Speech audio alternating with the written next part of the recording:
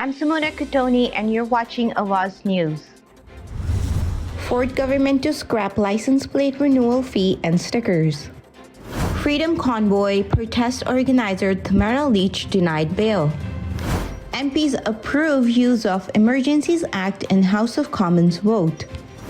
Mandatory vaccination policies for some sectors may no longer be needed, Ontario's top health official says.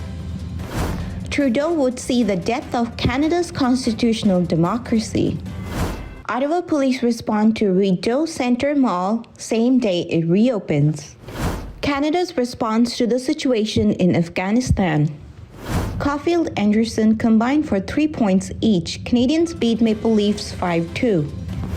Brampton neighborhood still at risk of flooding as crews work to break up ice jam in Credit River ahead of rainfall.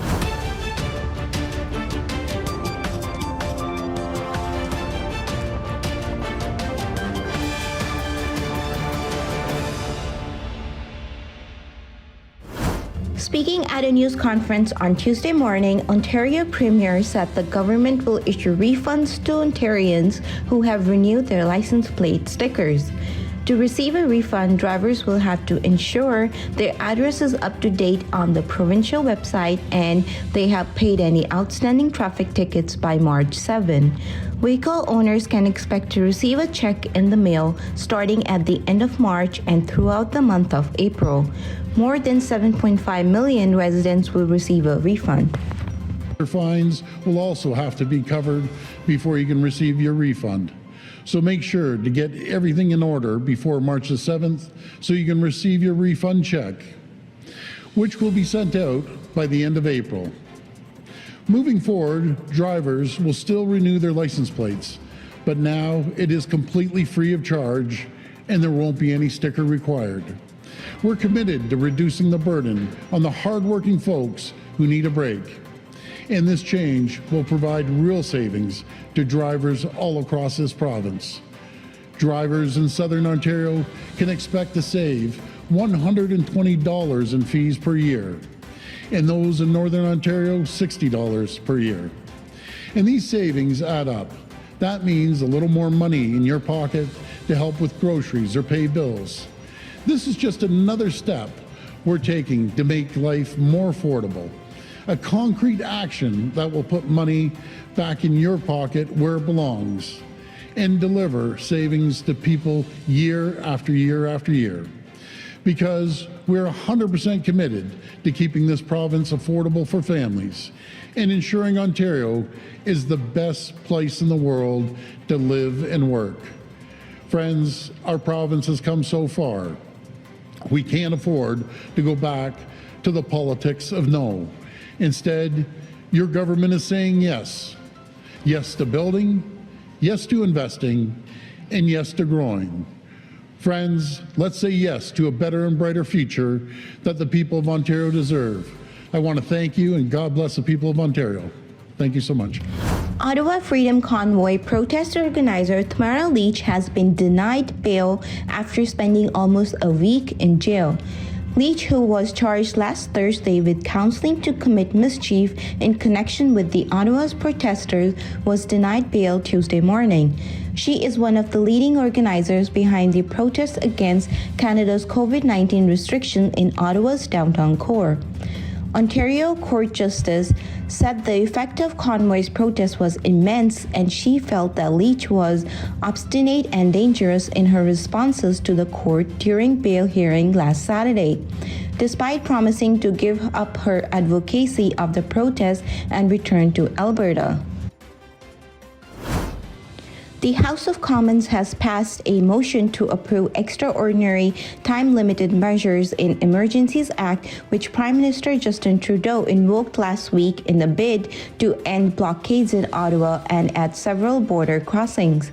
The motion to confirm the declaration of emergency powers passed 185-151 on Monday evening, with the New Democrats voting in favor alongside with the minority Liberal government. Today, the Prime Minister signaled, as did a member of his backbench, that tonight's vote is a confidence vote. Convention requires that the Prime Minister to publicly declare a confidence vote of this nature as such following convention. My question for the government House Leader is the vote tonight a confidence vote? And if the vote is lost, will the Prime Minister plunge us into an election?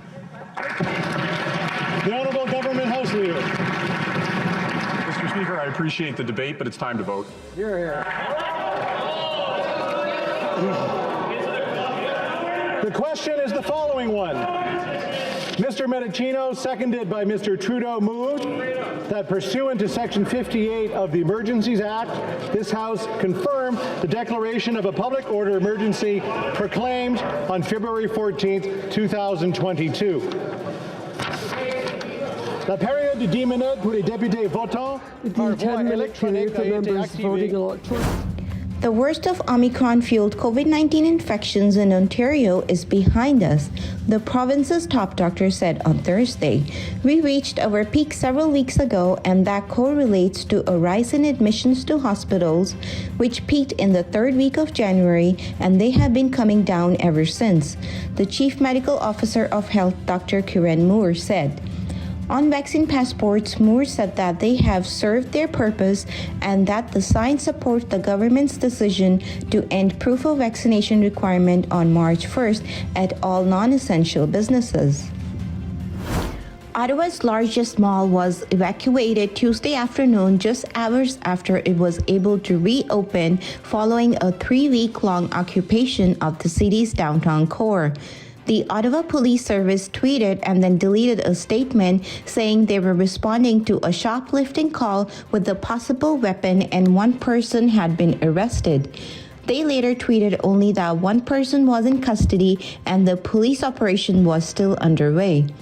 The mall is a few hundred meters east of Parliament Building and was closed on January 29 when hundreds of demonstrators descended on the city protesting COVID-19 restrictions and the Liberal government.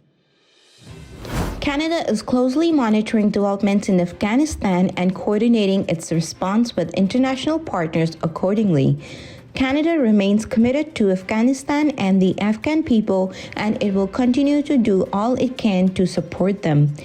As stated by Prime Minister Justin Trudeau, the Government of Canada has no plans to recognize the Taliban as the legitimate government of Afghanistan. The Taliban have taken over and replaced a duly elected democratic government by force.